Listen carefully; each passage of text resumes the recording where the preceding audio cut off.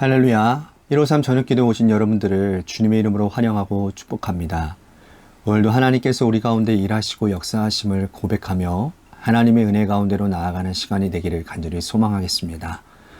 먼저 하나님의 말씀 보도록 합니다. 죄송합니다. 누가복음 3장 1절에서 3절 말씀 보도록 하겠습니다. 누가복음 3장 1절에서 3절 말씀입니다. 우리 같이 한 목소리로 다 함께 봉독하도록 하겠습니다. 시작. 디베르 황제가 통치한 지 15째 해 곧 본디오 빌라도가 유대의 총독으로 헤롯이 갈릴리의 분봉왕으로 그 동생 빌립이 이두레와 드라고닛 지방의 분봉왕으로 루사니아가 아빌레네의 분봉왕으로 안나스와 가야바가 대제사장으로 있을 때에 하나님의 말씀이 빈들에서 사가랴의 아들 요한에게 임한지라. 요한이 요단강 그 부근 근처에 와서 죄 사함을 받게 하는 회개의 세례를 전파하니. 아멘. 우리는 고인이 된 스티브 잡스라는 사람을 잘 알고 있을 것입니다. 이 사람을 말할 것 같으면 여러분들 젊은이들에게 아주 유명한 인기 있는 전자기기 핸드폰 가운데 애플이라고 하는 기기가 있지 않습니까? 이 애플의 창업주이고 또 오늘날 이 애플이 있게 만든 장본인이 바로 스티브 잡스죠. 워낙 이 사람의 명성이 탁월해서 이 사람의 이름만 들어도 우리는 애플이라고 떠올립니다. 하지만 이 스티브 잡스의 성공의 이면에는 그와 함께 일했던 스티브 워즈니악이라는 사람을 빼놓을 수가 없습니다. 이 스티브 잡스 이 두 사람은요 1976년에 애플을 공동으로 창업을 했고요. 애플의 개인용 컴퓨터인 워즈니악이 개인용 컴퓨터는 이 워즈니악이라는 사람이 고안을 했습니다. 그런데 스티브 잡스는 야망이 있는 사람이었고 성공에 대한 갈망으로 똘똘 뭉친 사람이었어요. 하지만 반면에 워즈니악은 그렇지 않았습니다.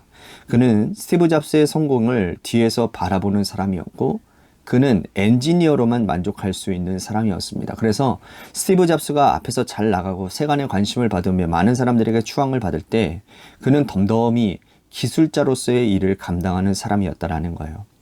그래서 이 스티브 잡스의 성공의 이면에는 워즈니악이 있었고 모든 사람들은 이 워즈니악의 덤덤한 면 그리고 탁월한 기술력을 인정하게 되었다라는 겁니다.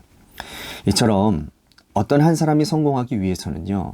그 이면을 뒷받침해주는 사람들이 존재해야만 가능한 겁니다. 즉 1인자 이면에는요. 수많은 2인자들이 존재해야 된다는 사실이죠. 오늘 우리가 읽은 하나님의 말씀에는 역사상 가장 위대했던 2인자인 세례 요한이 등장을 합니다. 세례 요한의 삶 전체를 한마디로 정의한다면 오실 메시아, 즉 예수님을 드러내는 삶이었습니다.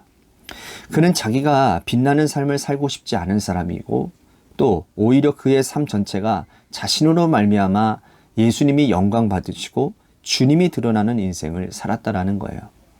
그분의 인생이 어떠했는지 오늘 이 세례 요한의 삶을 통해서 우리들이 살펴보고자 합니다. 자, 1절과 2절 말씀 다시 보겠습니다. 디베르 황제가 통치한 지 15째 해 곧 본디오 빌라도가 유대의 총독으로 헤롯이 갈릴리의 분봉왕으로 그 동생 빌립이 이두레와 드라고닛 지방의 분봉왕으로 루사니아가 아빌레네의 분봉왕으로 안나스와 가야바가 대제사장으로 있을 때에 하나님의 말씀이 빈들에서 사가랴의 아들 요한에게 임한지라. 지금 이 당시의 권력 구도를 잘 설명해 주고 있습니다. 권력을 가진 사람들이 살고 있는 장소도 보여주고 있죠. 권력의 최고의 정점에 티베리우스 황제가 있었습니다. 이 사람은 로마 황제로 로마에서 살고 있어요. 그 아래에 로마 황제 티베리우스가 파송한 인물이 바로 여러분들 그 유명한 예수님을 십자가에 못 박히는 재판을 감당했던 빌라도 기억나시죠? 빌라도는 예루살렘에서 기거하고 있었습니다. 그 아래의 정치 권력인 헤롯들이 도처의 팔레스타인 지역을 세 갈래로 나누어서 통치하고 있는 그런 상황이에요. 그 아래 종교 권력가들이 있는 겁니다. 안나스와 가야바로 대표하는 대제사장들이 있었죠. 이들이 그 자리에서 수많은 백성들을 통치하고 또 그들을 통해서 자신들의 배를 채우고자 했습니다. 그래서 그 당시 사람들은 성공하기 위해서는 멀리 로마로 가야 했고 성공하기 위해서는 로마를 가지 못한다면 예루살렘에 가서 혹은 헤롯에게 혹은 종교 권력에 기생하고 있어야 한 자리라도 차지할 수 있었던 상황입니다. 하지만 세례 요한은 달랐습니다. 그는 세상 사람들이 모두 가는 길을 가지 아니하고 빈들로 갑니다. 세속의 권력과 세상의 사람들이 권력에 의해서 악이 다툼하는 꼴을 보기 싫었던 거예요. 그래서 그는 빈들에서 하나님을 묵상하고 하나님의 말씀 앞에서 살았습니다. 그랬더니 그에게 하나님의 말씀이 임했습니다.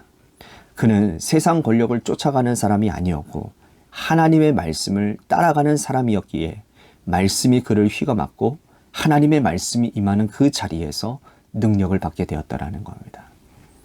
오늘 우리는 어떻게 살아가고 있습니까? 모든 사람들이 돈이 되는 것을 쫓아 살아가고 있습니다.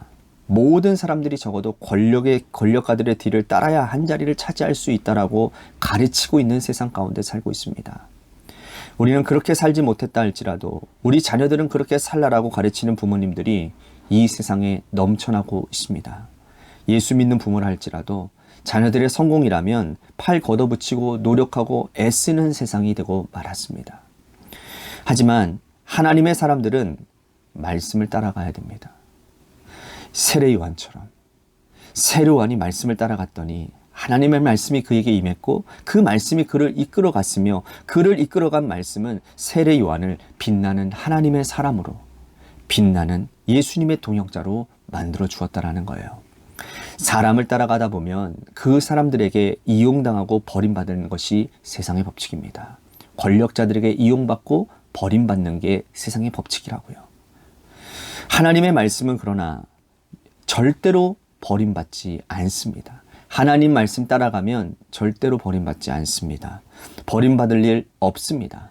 하나님의 말씀은 우리를 안전한 곳으로 인도할 것이고 하나님의 말씀은 영원토록 우리를 하나님 앞에 세워줄 것입니다. 부디 우리가 세례 요한처럼 살아서 하나님의 말씀을 쫓아가고 주님의 말씀이 우리의 인생에 언제나 안전하고 행복한 곳으로 우리를 인도한다는 사실을 여러분들이 기억하시기를 바라고 여러분들이 말씀을 쫓아 살아가고 여러분들의 자녀들도 주의 말씀을 쫓아가기에 힘쓰게 여러분들이 돕는 그러한 은혜가 있게 되기를 바라겠습니다. 자, 7절과 8절 말씀 보겠습니다.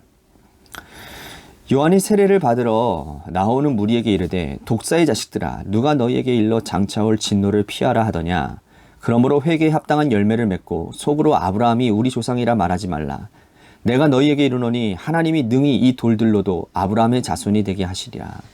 세례 요한은 자신에게 나오는 사람들에게 지금 독설과도 같은 이야기를 던지고 있습니다. 이것이 설교였어요. 아마 오늘날에 이렇게 설교한다가는 목회 못할 것 같습니다. 사람을 쫓고 권력을 쫓아가는 사람들이 아니었기 때문에 이 세례 요한은 사람들에게 잘 보일 필요가 없었어요. 그는 독자적인 세력을 형성할 생각도 없었습니다. 그래서 사람의 비율을 맞추는 설교를 하지 않아요. 오히려 그들의 영혼 한 영혼을 소중하게 생각하고 그 영혼을 위해 죄 받으면 죄로 인해서 죽어갈 그 지옥 백성 될 그들을 바라보며 회개를 촉구하고 있다는 겁니다. 사람들의 마음에 드는 설교를 한다면 사람들에게 인기를 받을 거예요.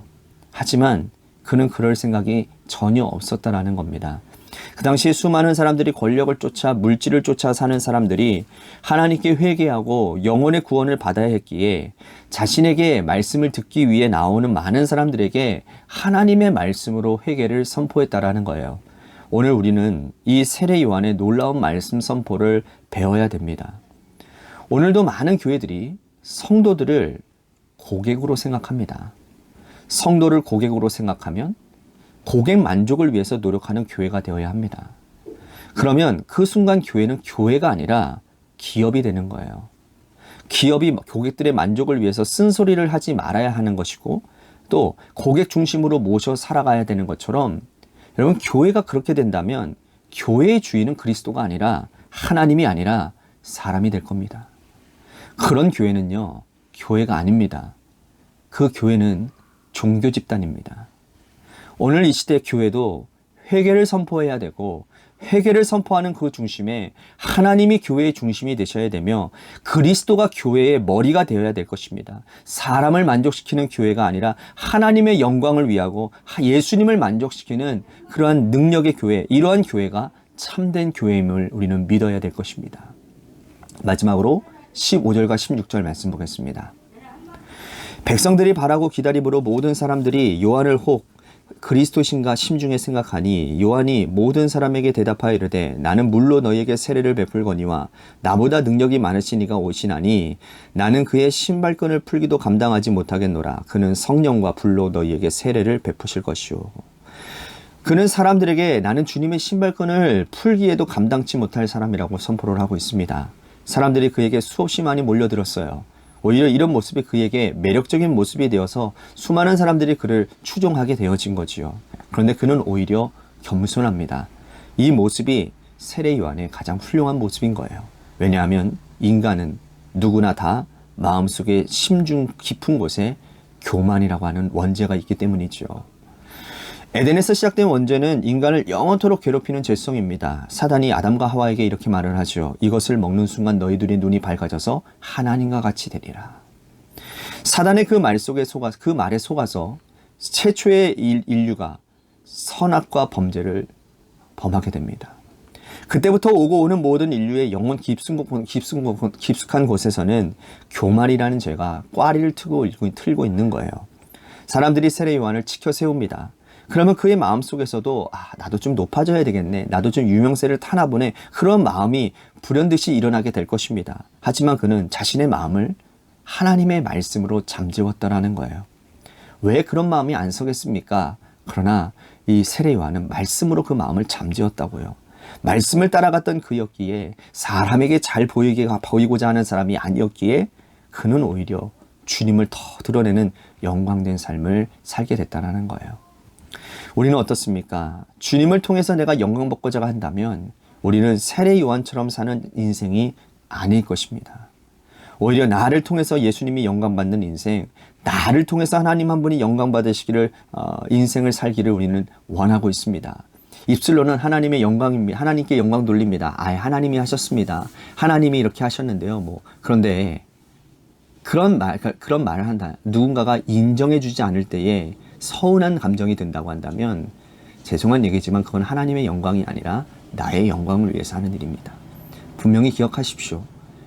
오른손이 하는 일을 왼손이 모르게 하는 그러한 하나님 은밀한 가운데서 주를 섬기고 은밀한 가운데서 주를 위해 행하는 행동은 주님이 아십니다. 주님만 아시면 되는 겁니다. 그런데 우리는 연약한 성정을 가진지라 그런 가운데서 자꾸 무너질 때가 많이 있어요. 그럴 때일수록 우리가 하나님 바라보며 하나님의 말씀으로 그러한 교만의 마음들을 잠재워야 됩니다.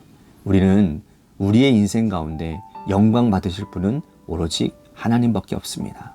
그래서 우리가 무엇을 하든지 먹든지 마시든지 무엇을 하든지 간에 다 주의 영광을 위해 하라라고 주님 말씀하고 계시지 않습니까?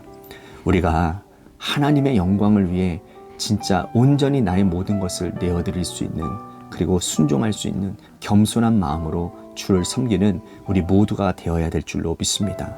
그러한 인생이 정말 하나님이 기뻐하시고 하나님이 이 다음에 저 하늘나라 가운데 상 주시는 사람인 줄로 믿으시기를 바라겠습니다. 오늘 말씀을 생각하면서 우리 세례 요한의 삶을 통해서 우리들이 함께 은혜 받았으면 좋겠습니다. 나의 죄를 다시 한번 주님 앞에 고백하며 하나님 내가 정결케 되어지기를 원하고 또한 사람들에 의해서 사람의 평가를 우리들이 살아가는 인생이 아니라 저 하늘나라 가운데 주님이 심판탑에 섰을 때에 우리들이 하나님의 평가를 바라보며 살아가야 될 것 아니겠습니까? 하나님이 내 인생 가운데 어떠한 평가를 내리실지 오늘 나의 삶을 한번 되돌아보고 그렇게 주님 앞에 겸손하게 나아가는 그런 시간이 되었으면 좋겠습니다. 또한 교만한 인생 되지 않도록 늘 겸손하여 하나님의 영광을 나타내는 은혜로운 삶을 살게 해 주시옵소서라고 오늘 말씀을 생각하며 나 자신을 위해서 기도했으면 좋겠습니다. 또 한 가지 우리 같이 기도할 것은 주님의 교회를 위해서 기도합니다. 하나님께서 세워주신 몸된 교회가 주님의 뜻 안에서 하나님 바로 세워지고 교회다운 교회가 되게 하셔서 재개발 가운데서 하나님 귀한 은혜 가운데 새 성전 또한 새로운 마음으로 시작하는 주님의 관악교회가 되도록 이 재개발 기간을 사용하여 주시옵소서라고 우리 같이 기도했으면 좋겠습니다. 또 한 가지 우리 같이 기도할 것은 우리 육신의 질병으로 고통당하시는 분들 많이 있습니다. 그분들을 위해서 기도해 주시고요. 또한 우리 고3 수험생과 이예림 청년을 위해서 기도하도록 하고요. 마지막으로 여러분들의 삶의 자리와 여러분들의 자녀들을 위해서 기도하시다가 시간 돌아가시기를 바라겠습니다. 우리 노래 끝날 때까지 함께 기도하며 나아가도록 하겠습니다. 기도하시겠습니다.